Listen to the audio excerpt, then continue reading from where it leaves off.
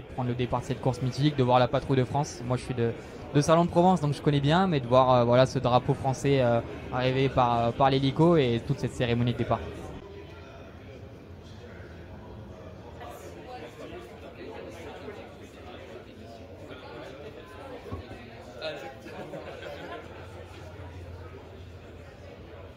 C'est vos premières 24 heures ici au Mans, comment ça se passe? Bah plutôt bien, on apprend la piste, on apprend à gérer le trafic avec les hypercars, on apprend également à rouler de nuit, premier test de nuit hier. Voilà, les qualifs sont pas forcément bien passés, mais la course est longue, on partira 14e samedi et on verra bien comment ça se passe. Comment ça se passe quand on a 20 ans et qu'on franchit le pas de la ligne droite des Unaudières pour la première fois?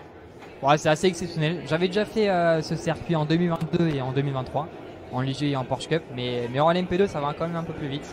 On prend 320 en bout de ligne droite, donc voilà, c'est juste un rêve d'être ici, un rêve d'enfance et très heureux.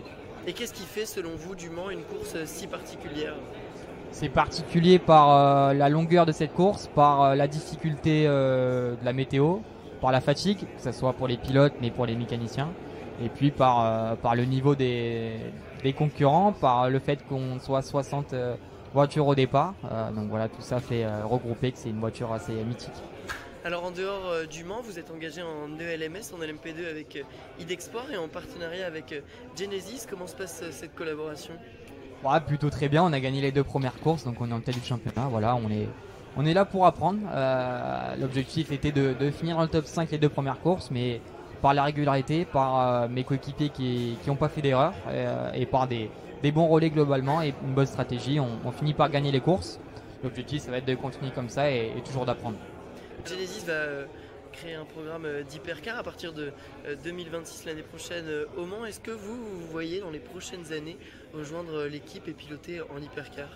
C'est forcément l'objectif du Trajectory Programme, rejoindre l'hypercar un jour. Voilà, que ce soit l'an prochain, dans 2 ans ou plus tard. Mais notre objectif, c'est forcément de rester avec Genesis et de construire un partenariat à long terme. Pour finir, là on est à quelques heures, quelques jours, plus qu'une journée avant le départ des 24 heures. Comment est-ce que vous vous sentez? Est-ce que vous avez hâte, un peu de stress? Du stress, non, excité je dirais.